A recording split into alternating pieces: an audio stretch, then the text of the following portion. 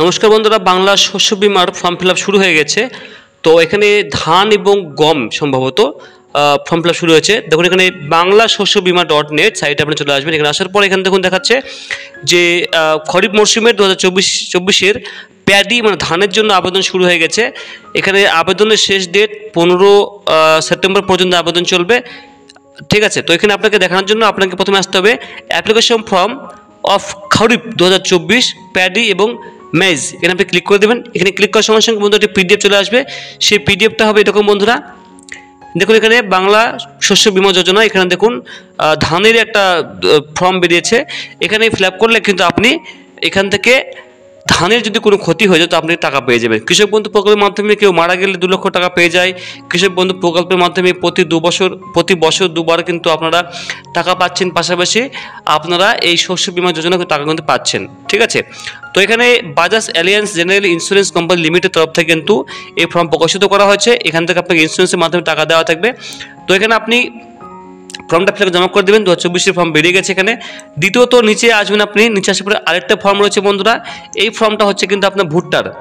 তো ধানের এবং ভুট্টার ফর্ম বেরিয়েছে। যদি ভুট্টা এবং ধান লাগানো থাকে, যদি ঝড় বৃষ্টির কারণে বা আপনার যে পাথর পড়ার কারণে বা বিভিন্ন প্রাকৃতিক দুর্যোগের কারণে যদি নষ্ট হয়ে যায়, সেক্ষেত্রে কিন্তু আপনার ড্রোনের মাধ্যমে যে ক্যাপচার করা হয় ফটো, তার মাধ্যমে কিন্তু অটোমেটিক্যালি আপনার ব্যাঙ্ক অ্যাকাউন্টে এই ইন্স্যুরেন্সের টাকা কিন্তু পৌঁছে যাবে। তার জন্য আপনাকে প্রথমত আমি দুটো ফর্ম কিন্তু একই, একটা ভুট্টা রয়েছে একটা ধানের রয়েছে। তো আপনাকে একটা দেখে দিলে আপনি বুঝতে পারবেন কী কী ডকুমেন্টস লাগবে, সেটা কিন্তু আপনাকে আমি বলে দিচ্ছি এই ভিডিওর মাধ্যমে। তো প্রথমত আপনাকে দেখে দিই আমি এই ধানের জন্য, বেশিরভাগ ধানই রয়েছে।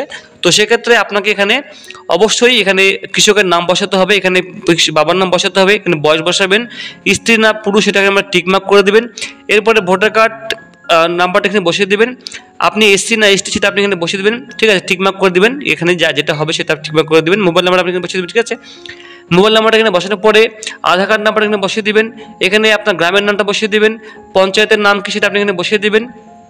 আপনি সব ইংরেজিতে লিখতে দেবেন, কোনো সমস্যা হবে না। ঠিক আছে, এরপরে ব্লকের নাম এখানে বসাবেন, জেলার নাম এখানে বসিয়ে দেবেন। কেসিসি অর্থাৎ কৃষক ক্রেডিট কার্ড আছে কি না, থাকলে এখানে হ্যাঁ ক্লিক করে দেবেন, আর নো করে দেবেন। কৃষক বন্ধু আইডি সেটা অবশ্যই আপনি এখানে বসিয়ে দেবেন যদি থাকে। কৃষক বন্ধু আইডিটা যেটা আপনি কৃষক বন্ধু প্রকল্পে টাকা পাচ্ছেন, সেখান থেকে আপনি অনলাইনে সার্চ করে দেখবেন, সেখানে আধার কার্ড দিয়ে নাম্বার সার্চ করবেন, সেখানে কেবি আইডি নাম্বার পেয়ে যাবেন। ঠিক আছে, মানে কৃষক বন্ধু আইডি নাম্বারটা পেয়ে যাবেন, সেই আইডি নাম্বারটা এখানে বসিয়ে দেবেন। উপরে এগিয়ে যাবেন, যার পরে আপনাকে যেটা করতে হবে, অধিসূচিত ফসলের নাম কি ধান, ধানের জন্য আপনি কিন্তু এটা করছেন। তার জন্য এখানে ব্লকের নাম কোথায় রয়েছে, ধানের জমিটা কোথায় রয়েছে এটা এখানে আপনাকে বসাতে হবে পর্চা হিসেবে। ব্লকের নাম বসাবেন, গ্রাম পঞ্চায়েতের নাম বসাবেন, মৌজার নাম এবং জেল নাম্বারটা এখানে বসিয়ে দেবেন। ক্ষতির নাম্বারটা বসিয়ে দেবেন। জমির দাগ নাম্বারটা এখানে বসিয়ে দেবেন। বিমার জন্য প্রস্তাবিত এলাকা কত একর জমি সেটা আপনি এখানে বসিয়ে দেবেন। নিজস্ব জমি না ভাগ চাষি সেটা আপনি এখানে বসিয়ে দেবেন, লিখবেন। ঠিক আছে, এরপরে ফসল রোপণের সম্ভাব্য রোপণের তারিখ, অর্থাৎ জমিটা ধান কবে লাগিয়েছেন তার মোটামুটি একটা তারিখ মনে করে একটা আইডিয়া করে বসিয়ে দেবেন। কতগুলো ব্লক রয়েছে, কতগুলো জেল নাম্বার ক্ষতির নাম্বার রয়েছে, সেগুলো কিন্তু আপনি পর একটা করে কিন্তু বসিয়ে দেবেন। যদি আপনার একটাই থাকে তো আপনি উপরে ঘরটা এখানে বসিয়ে দিলেই হয়ে যাবে, এগুলো আর পূরণ করতে হবে না। যদি আপনার একের অধিক থাকে জমি, সেক্ষেত্রে সেই ক্ষতির নাম্বার অনুসারে কিন্তু আপনি কিন্তু একটা করে কিন্তু ঘরগুলো পূরণ করবেন। উপরে আপনি একটু এগিয়ে যাবেন, যার পরে সেম একই প্রসেসে কিন্তু আপনি কৃষকের নাম এখানে বসাতে হবে।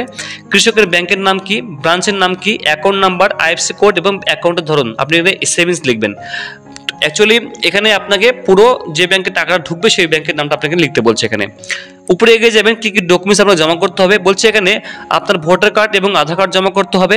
ব্যাংকের পাসবইয়ের কপি, ব্যাংকের অ্যাকাউন্ট সমেত আপনাকে জমা করতে হবে। খতিয়ান আপনার জমি সেটা আপনার জমা করতে হবে। এরপরে বলছে এখানে যদি আপনার ভাগ চাষি থাকে, সেক্ষেত্রে জমিতে চাষের অধিকার সংক্রান্ত শংসাপত্র যেটা নির্দিষ্ট ফর্মে গ্রাম পঞ্চায়েতের প্রধান আপনাকে দেবে, যদি ভাগ চাষি আপনি হয়ে থাকেন।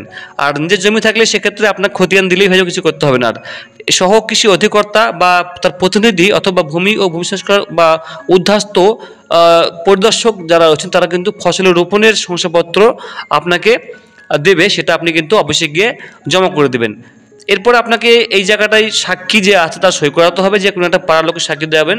এরপরে এখানে আপনার কৃষকের সই হবে, কৃষকের সই বা স্বাক্ষর বা টিপ সই করতে হবে এখানে। এরপরে এটা আপনাকে এই যে এটা রয়েছে এটা কিন্তু আপনাকে ওরা এই যে এরিয়া শোন সার্টিফিকেট, এই জায়গাটায় দেখবেন যে কোনো রেভিনিউ অফিসার বা যারা রয়েছেন অফিসার রয়েছেন, এগ্রিকালচার অফিসার রয়েছেন, তারা কিন্তু জমি আপনার দেখে এখানে একটা সিল এবং সই করে দিবেন। ঠিক আছে, এটা আপনাকে করতে হবে, অফিসের সিল নিয়ে আসতে হবে।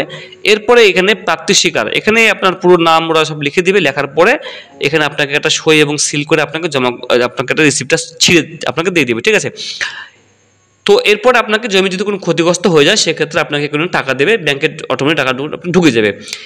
একইভাবে কিন্তু আপনার এখানে ভুট্টা রয়েছে, যদি ভুট্টা লাগিয়ে থাকেন সেক্ষেত্রে ভুট্টার জন্য আপনি কিন্তু এখানে পুরো একই প্রসেসে কিন্তু বন্ধুরা ফর্মটা ফিল আপ করবেন, একটু আলাদা নয়, শুধুমাত্র ভুট্টা এবং ধান এই আর কি, অন্য কিছু নয়। তো এইভাবে বন্ধুরা সব কিছু ফর্মটা ফিল আপ করার পরে ফর্মটা আপনি প্রিন্ট আউট করে নেবেন। ফর্মটা ফিল আপ করার পর আপনাকে কিন্তু জমা করতে হবে আপনার জেলার কৃষি অফিসে জমা করতে হবে, তাহলে কিন্তু আপনার ফর্মটা অ্যাপ্রুভ হয়ে যাবে। তো বন্ধুরা এই ছিল আপডেট, কোনো কোশ্চেন থাকলে অবশ্যই কমেন্ট করবেন। অসংখ্য ধন্যবাদ।